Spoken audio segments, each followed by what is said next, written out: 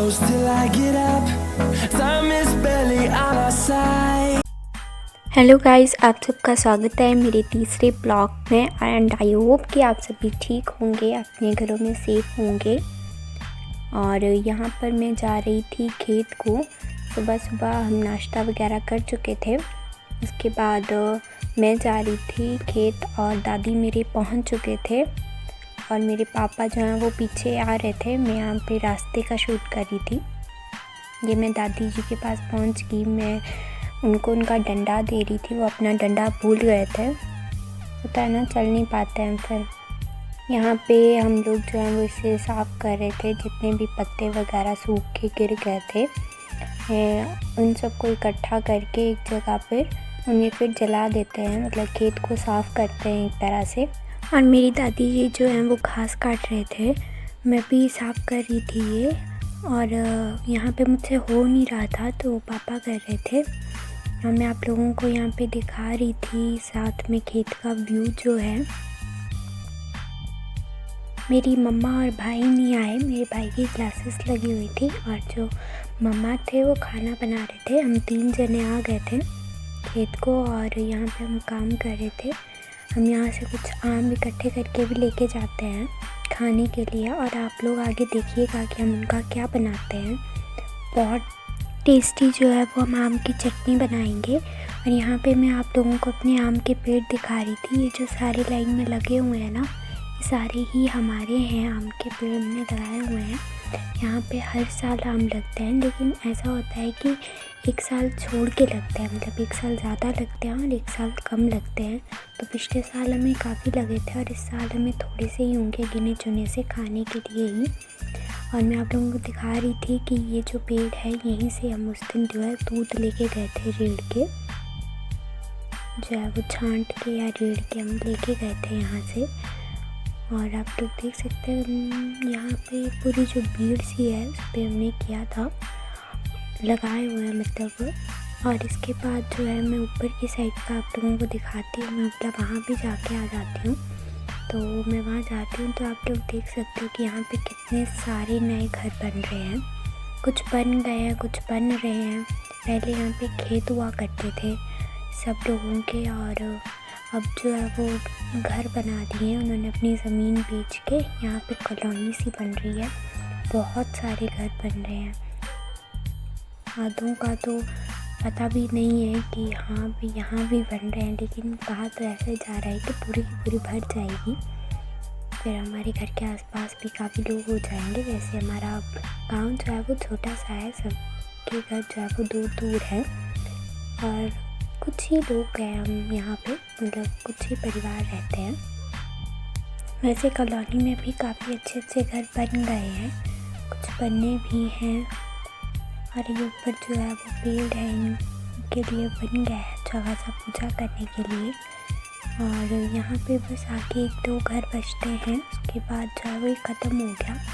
फिर नीचे की तरफ को जो है वो और भी खेत हैं जो कि अभी बिक गए हैं, लेकिन वहाँ पे काम स्टार्ट नहीं हुआ है, होगा अभी। तो वहाँ पे भी जो है वो खेतों की जगह जो है वो घर बनेंगे। ये जो सामने आपको घर दिख रहे हैं उधर वो पुराने हैं। और यहाँ मैं आप लोगों को वो नीचे के खेत दिखा रही थी।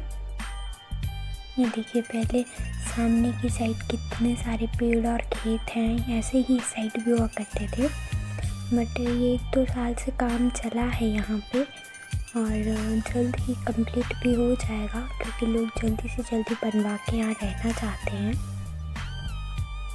फिर अच्छा रह जाता है, आसपास लोग हो जाते हैं ज़्यादा।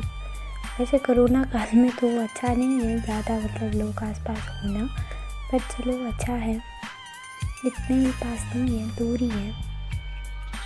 और यहाँ पे हमारे भी खेत थे और ये आने के बाद जब वो आम छील रहे थे, हम उनकी चटनी बनाएंगे। मैं आप लोगों के साथ इसकी रेसिपी शेयर करूँगी, लेकिन मेरे वो नेक्स्ट ब्लॉग में होगी, क्योंकि ब्लॉग बहुत लंबा हो जाता है। तो पहले आप कुछ आम ले लो और उन्हें जो है वो छील के जो है वो रख लें और छीलने के बाद जो है इन्हें पतले पतले पीसेस में भी कट करना होता है। हमारे पास ये आम कम पड़ गए थे, हम वहाँ से लेके आए थे, फिर कम हो गए थे। तो हमारे आंगन में भी आम का पेड़ है, तो हमने वहाँ से 4-5 आम और ले लिए। फिर हम उन्हें भी छील रहे थे। पहले छीलना है, फिर उसके बाद उनको काटना है। और फिर हमने लंच किया और उसके बाद ये हमने शाम को बनाई थी, शाम के खाने के साथ। ये हमारे आंगन का पेड़ है। मेरा भाई शूट कर रहा था, वो थोड़ा चाहता था कि प्रोफेशनल तरीके से हो, तो वो इस तरीके से काफ़ी अच्छे से कर रहा था। कैमरे को ऐसे वैसे बोलता है मुझसे भी कि आप ऐसे रखा करो तो ज़्यादा अच्छी आती है वैसे। मतलब ठीक है, तो बताता रहा, घर में घटती रहा करूँगी। और साथ में हम बरामदे में बैठ के जो है वो गप्पे मार रहे थे। पापा, मैं और मेरा भाई और मम्मा ही थे। दादी जो है वो अंदर में जो है वो भागवत देख रहे थे। रोज आता है तो दादाजी को देखते हैं। हम दादा ही हैं, पंडित हैं, ने उनका भागवत सुनते हैं वो डेली। और यहाँ पर जो है वो मम्मी उसे छील रहे थे और इसके बाद हमने इसे पतले पतले पीसेस में काट लिया। जो गुठली होती है हमने इन्हें निकाल लिया। और पापा ने मेहंदी लगाई हुई थी सिर में।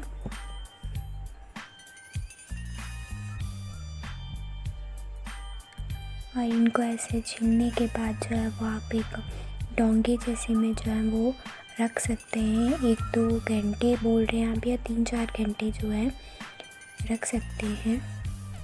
एक पानी में जो है उनका रस मिल जाता है। और फिर तुड़का लगा लें आप इनको तेल डाल के। जिस तरह से भी आप तुड़का लगाते हैं उसी तरह से तुड़का लगाना है।